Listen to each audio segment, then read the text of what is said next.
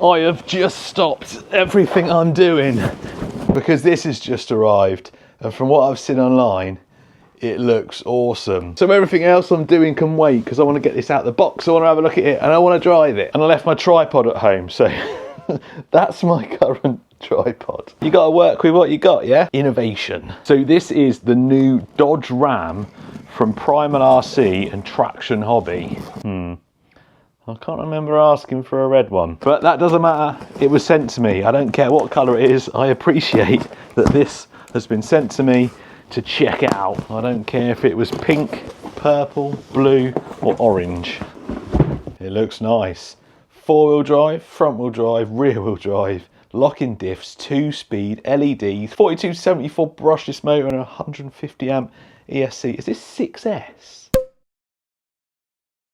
Anyway, it's another collaboration between Traction Hobby and Primal RC. This was also a collaboration between them and Traction Hobby, and it was really good. And I say collaboration, but the short story is Traction Hobby are owned by King Motors. This is a King Motors chassis. It's got the Traction Hobby name on it, and then Primal RC have added their name to it. I don't think they've added anything to it. Maybe the licensed body, I don't know, because everything else is just the same as the Citroen that Traction Hobby or King Motors have had out for ages.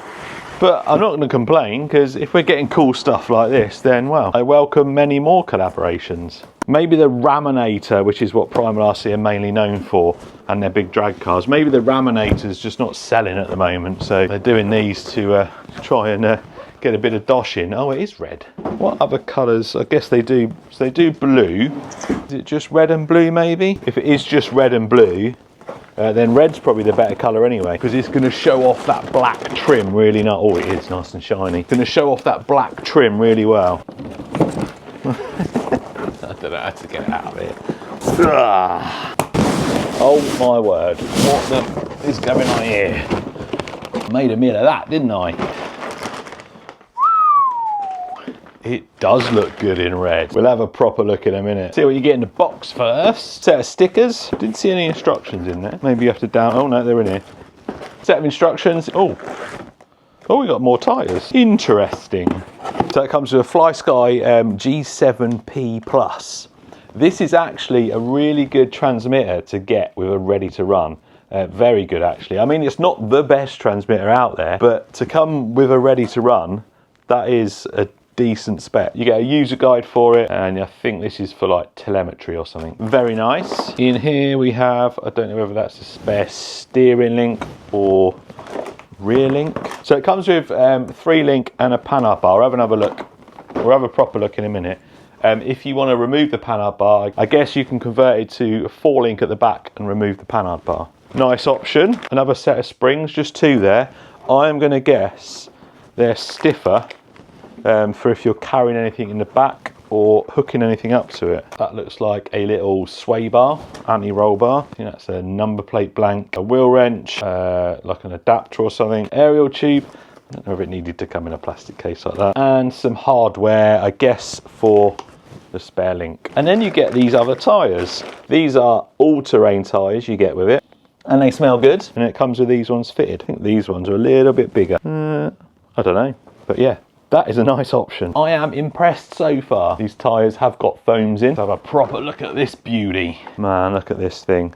1/8 scale, fully licensed. You got all this moulded bumper, moulded grille, lights. Looks like some lights there as well. Moulded trim on the hood. Fold-in wing mirrors, side steps, lots of moulded parts, doors, aerial, another light at the back. Even the bed is moulded, it's not painted, that is a moulded piece that's in there. Nice detail along the back, couple of exhausts there. Man, that looks good.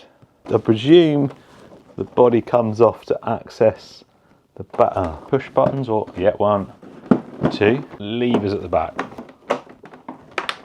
Beautiful. What it looks like underneath. Loads of stuff there. I guess you've got to unplug the cable there for your lights to plug in. That is a strange setup at the back.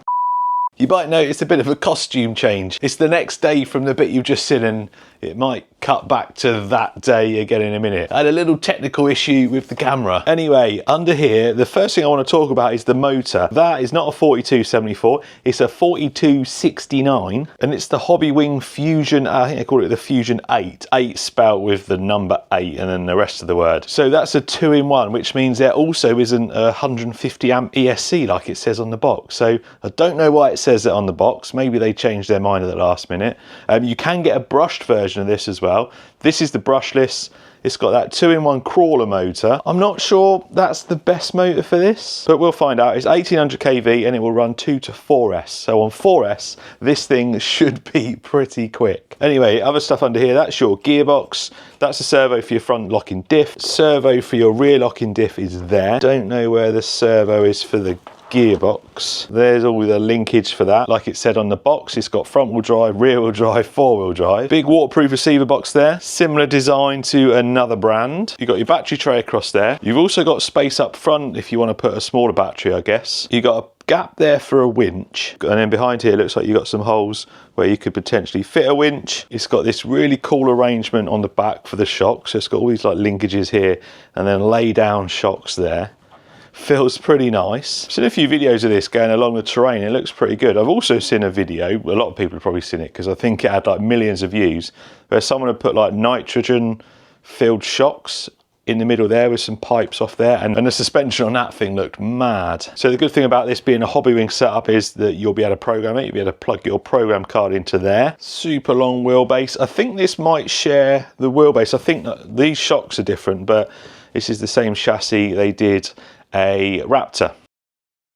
Underneath you've got obviously solid rear axle, IFS, independent front suspension there. Like I mentioned, you get a 4th link in the box, so if you want to swap it from 3-link and panhard bar, you can by removing that and adding a 4th link in. Axles are plastic, that is a metal cover on there. They are remote locking, they're locked at the moment. Up the front here you got these really nice, this really nice steering knuckle arrangement at the front, and big chunky drive shafts. And I like how this is all covered as well, so when you're going over all the terrain, although it's not got a great amount of ground clearance, if you go over any rocks and stuff, it's probably just going to slide off, or this isn't probably going to get caught up on much. So I like that design. I don't think there's much else to really look at under there. You've got obviously inner arches or inner fenders there to stop any of the dirt going up the front. You haven't got that in the back. There's one of your little push buttons there. You got one each side, that's to release the body. Then on the back it's just a couple of little clips that you turn. I'm not a fan of the wheels. That cap does not come off. You have to take out the 6 screws in there to remove the wheel. I mean, it's probably not going to be any time when you're going to need to take it off other than cleaning and maintenance, but I mean, if this nut came loose with the wheel on and all this started flapping about, that'd be a bit of a pain. Anyway, this steering knuckle assembly looks really nice, and it's got some very chunky drive shafts in there, big UJs on it. They look really chunky. So there's your normal driving lights, and then on the controller you got the button up here. You press that once, you get the orange lights there and you get them there. Press it again, like low beam I guess, then press it again. And you got high beam. You got some lights under here, and I watched the video on how to do these lights. You have to go, I think 3 times and then wait. No, it might be the other way. 3 times left. There you go, and then they come on there. You got one at the back there as well, and then can you see you got like number plate lights as well. That's really cool. So that's all your lights. It has got indicators as well on the front lights and on the wing mirrors. Now you can get that, let me turn these lights off actually. Right, turn it back to that. So you can get hazards on by doing that twice. So you have hazard lights, however, if I turn left now, it turns the right hazard light off and leaves that as the left turn. You cannot remove the indicators. No matter what you do, you cannot remove the indicators. If you go twice that way, the lights will go orange. But again, you have indicators. Now, I haven't had a rant about indicators for a long time, and a lot of people don't understand my issue because obviously cars do have indicators. However, when you drive your car, there's your steering wheel. When you're turning a corner, you do that, or just when you're sort of correcting it, you go that way, or if you're just pulling out of a junction. When you turn your steering wheel in your car, your indicators don't come on. That is my issue with them. When you're driving these scale rigs on the trail, when you're just cruising along and going over rocks and stuff, it is really not scale that it does this all the time. It just looks ridiculous. That's it, that's the reason. Right, so forward, 4-wheel drive, reverse, so hang on. Right, because it's a crawler motor, we are going forwards, straight reverse. We have no forward brake reverse. And I don't know on them Fusions whether you can select forward brake reverse. I don't think you can. I'll have a look at the program card, but I want this to flow a little bit when it drives. I don't want it to lock the wheels up when you come off throttle. Anyway, 4-wheel drive, push that selector forward, and that should go rear wheel, I think. Rear wheel drive, push that selector all the way back, and then it's just front wheel drive. And then put it back in the middle, 4-wheel drive again. That's so cool. It's running just 3S at the moment. That's full throttle. I don't know what gear it's in. It's this one. Right, so that's low gear, and that's high gear. This thing's going to rip on 4S. And then this one does your locking diffs. So that's locked at the moment. Push that, and now that's unlocked. The front's locked. Push forward, so front, and then that's unlocked. Forward again, we'll lock it. I think that's everything. I'm going to charge a big chunky 4S LiPo up, and we're going to take this on. Well, I might take two actually. Going to take this on like a mega trail that's going to have rocks, mud, dirt, hopefully some water, and well, we'll see what else. Well, we need all the lights on this morning, don't we? It's looking a little bit misty down there. There is some blue sky though, and there is a sun. So we're going to start with diffs open. I've been into the ESC and I've changed it to forward brake and then reverse. That's my preferred driving on something like this. We do need to sort that steering trim out though. I kind of had to guess with the programming because I haven't got the proper car, but if I go, if I come off the throttle, see it locks the wheels up, that's not me doing that. So although I've got forward brake reverse, it's not perfect because I'd rather not have it slamming the brakes on when I come off throttle, but we'll work on it. It's programmable, that's the important bit. We'll come and play over in the water and mud in a bit. I want to do a little bit of trailing with this thing first before we go crazy in the mud and the steering. I need to sort the endpoints out. That's full lock. That can't be right. I've adjusted it as far as it'll go, but that's a good shot, isn't it? And as I thought, it is rapid on 4S.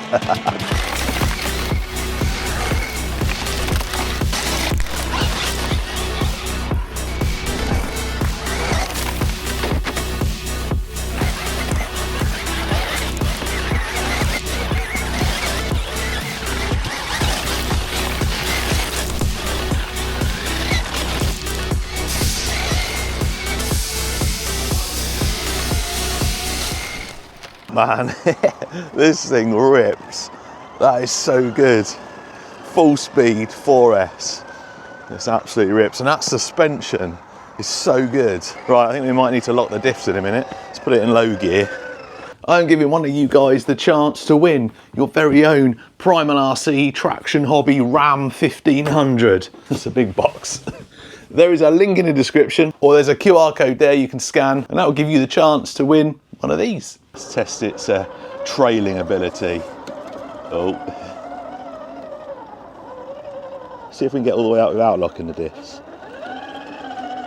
Oh, I might have spoke too soon. Come on, get am on.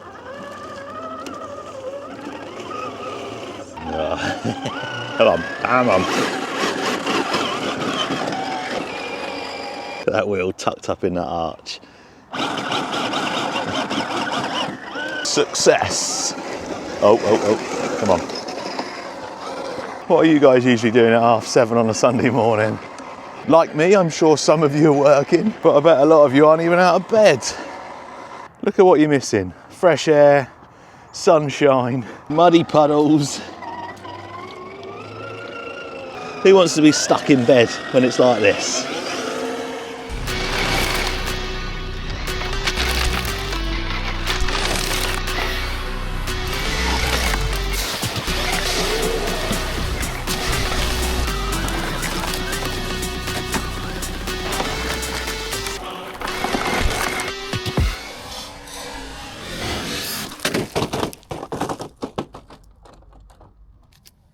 I think we need to calm it down a notch or two. That could have been the end. Luckily it looks like it's just the side step that's broke off. Everything else seems to be all right. Let's go and find somewhere for it to test its climbing. I love the suspension on it though, it's so good. And I reckon with a bit of tuning it'd be even better.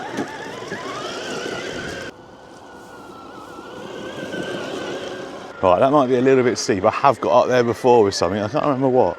Maybe one or two things. And I'm pretty sure I'm gonna have to lock them diffs straight away.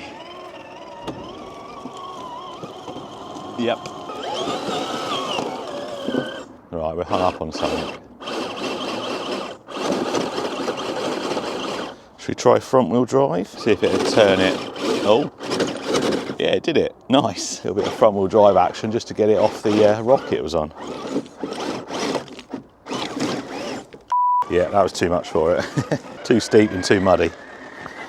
So this does have a drag brake, which is going to be good for getting down here because this is very slippery and very gnarly. Just let it kind of do its thing, just very lightly on the throttle. Beautiful.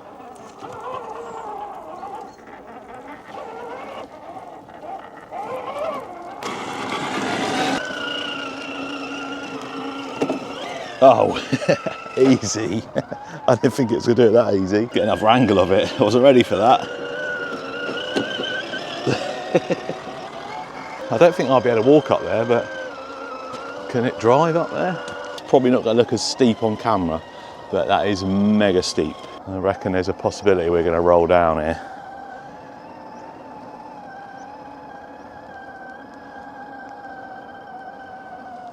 Right at this bit. Wait. Oh, it's going to do it. No way. Right, let's try and slowly reverse down. No, no, no, no. This is where you need the forward straight to reverse for a bit more control. Man, that is well steep. Ugh. Don't slip, don't slip. You're all shouting in the comments, slip, slip. Come on, nice and slow. Yeah, that steering could be way better. It's not great. Quite often when I come down here, people say to me, why don't you clear up all the rubbish? There's like a plastic chair, there's a trolley or shopping cart, there's a bike, there's a road sign, there's a massive bit of wood, there's another bit of road sign, there's a bit of railing over there, there's like cans everywhere, there's an old bonfire over there, there's some fencing over there, there's another trolley just behind that tree. I would love to come down here and tidy the whole place up. I just haven't got time. Right, I've unlocked the diffs again just to try and make it a bit more interesting. Properly test it out. I think it's going to be all right actually. Probably going to struggle at this bit.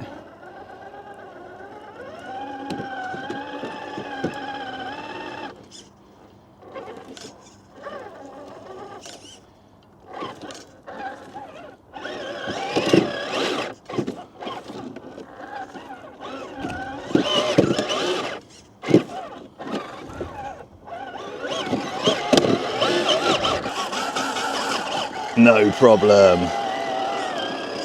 Who needs locked diffs, eh? So before we go and play in some mud and water, do you think it'd do my up and over challenge? I do this with pretty much every crawler that I bring down here. I don't think it'll do it. It's a bit low, but I'm willing to give it, well, it's already struggling. Willing to give it a shot. Oh, I think it's just gonna get hung up on everything. It's not as bad up there though. Let's just get it past these big rocks here. Go on, get up.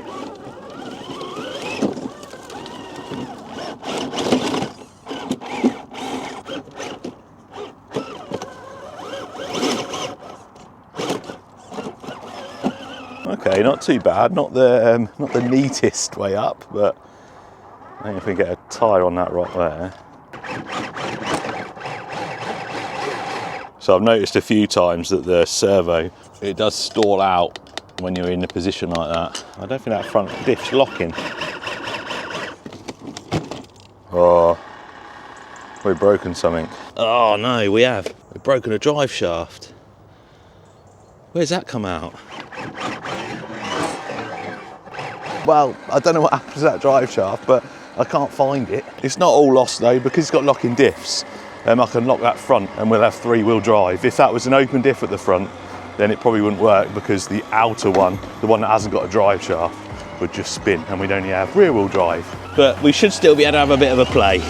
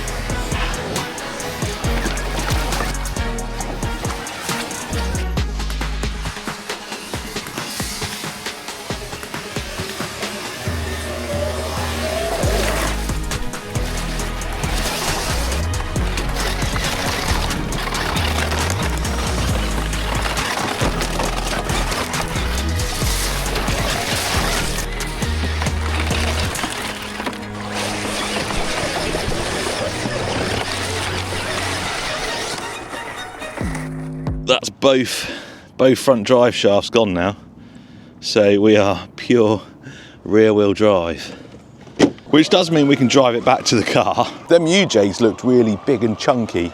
Maybe 4S with the diffs locked is just a little bit too much for it. I am pretty tough on these rigs, as you would have seen by this video, so it probably got hung up on one of them rocks and I wasn't really paying much attention. Diffs locked, and if you've got one wheel locked up, it is quite easy to snap drive shafts. But still, I love this truck. The steering is okay in that direction.